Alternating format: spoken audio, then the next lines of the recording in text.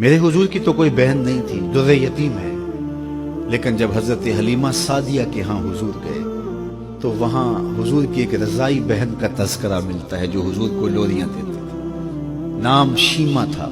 تو شام کے وقت جب خواتین کھانا پکانے میں مصروف ہونے لگتی تو بہنیں ویر اٹھا کر کے باہر لے جاتی۔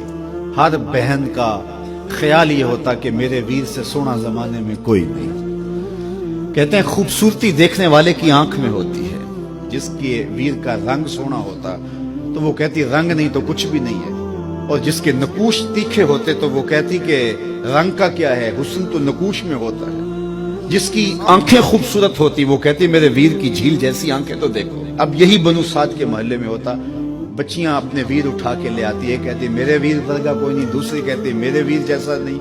اتنے میں حضرت شیمہ اپنا ویر محمد اٹھا کے لے آتے اور دور سے کہتی نہیں میرا ویر بھی آ گیا، تو سب کے سر جھک جاتے، کہتے نہیں نہیں نہیں شیمہ تیرے ویر کا مقابلہ تو نہیں نا، ہم تو آپس میں بات کر رہی ہیں۔ اور پھر جب کسی بہن کے ویر کو متفقہ طور پہ ساری کہہ دیں کہ تیرا ویر ہی سونا ہے تو پھر اس کا فخر تردید نہیں ہونا، پھر ان کا ذوق آسمان کو چھونے لگتا۔ ابن حشام سیرت کی سب سے پہلی کتاب، اس میں یہ واقعہ لکھا ہے کہ پھر حضرت شیمہ حضور کو اپنی آغوش میں لے کے سمیٹتی اور پھر چومتی اور پھر وہ لوری دیتی، اور وہ لوری کے لفظ بھی لکھے ہیں، ربنا ابق لنا محمدا حتی اراہ یافعا وامردا، اللہ میرے ویر محمد کو سلامت رکھنا۔ آج یہ پالنے میں بچوں کا سردار ہے، کل وہ لمحے آئے جوانوں کا بھی سردار ہو۔ اور پھر جھوم جاتی اور کیا خوشی ان کی دیتنی ہوتی۔ اور پھر وہ منظر بھی آیا کہ حضور علیہ السلام مکے چلے گئے اور یہ جوان ہوئی اور پھر ان کی شادی کسی قبیلے میں ہو گئی۔ آقا کریم نے اعلان نبوت کیا، 13 سال کا وقت کٹا اور پھر حضور مدینہ شریف چلے گئے۔ جب غزوات کا سلسلہ شروع ہوا تو جس قبیلے میں شیمہ کا نکاح ہوا تھا اس قبیلے میں مسلمانوں کے ساتھ ٹکراؤ ہوا تو اللہ نے مسلمانوں کو فتح عطا کر دی۔ تو اس قبیلے کے لوگ قیدی ہو کے حضور علیہ السلام کے غلاموں کے ہاتھوں گرفتار ہیں۔ تو یہ اپنے قیدیوں کو چھڑانے کے لیے قبیلے کے سردار ایک ایک گھر سے فدیے کے لیے رقم جمع کر رہے ہیں۔ چلتے چلتے شیمہ کے گھر بھی پہنچے جو کہ ایک عمر کا حصہ گزار چکی تھی، اور جا کے کہا کہ اتنا حصہ آپ کا بھی آتا ہے۔ کہا کس لیے؟ کہا وہ جو لڑائی ہوئی ہے اتنے ہمارے بندے گرفتار ہو گئے تو ان کو چھڑانا ہے۔ تو چلتے چلتے باتوں میں کسی کے لبوں پہ حضور کا نام آ گیا تو شیمہ نے کہا اچھا انہوں نے تمہارے لوگ پکڑے؟ کہا ہاں۔ تو کہا پھر تم رقم اکٹھی نہ کرو، مجھے ساتھ لے چلو۔ انہوں نے کہا تجھے ساتھ لے چلیں؟ کہا تم نہیں جانتی وہ میرا ویر لگتا ہے، وہ میرا بھائی لگتا ہے۔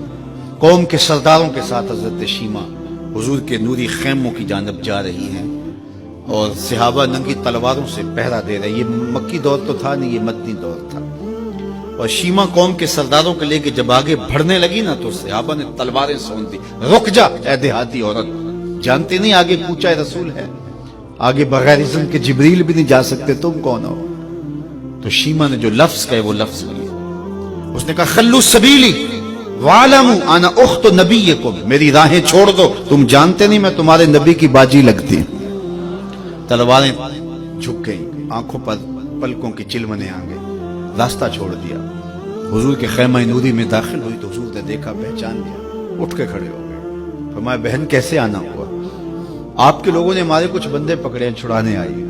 تو فرمایا بہن تو نے زحمت گوارا کیوں کی؟ تو پیغام بھیج دیتی میں یوں ہی چھوڑ دیتا، لیکن تم آ گئی ہو، اچھا ہوا ملاقات ہوئی۔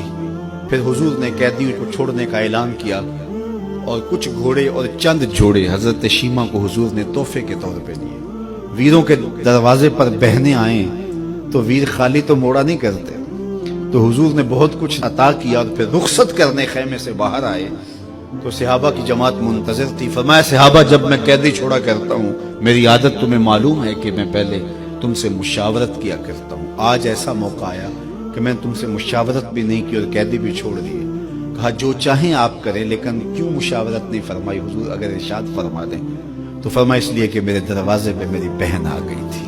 کوئی لاؤ تو صحیح زمانے میں ایسا، کوئی لاؤ تو صحیح زمانے میں یہ جمال اور یہ حسن اور یہ کمال رکھنے والا، تو پھر کیوں نہ ہم اپنی ساری زندگی اس آقا کے نام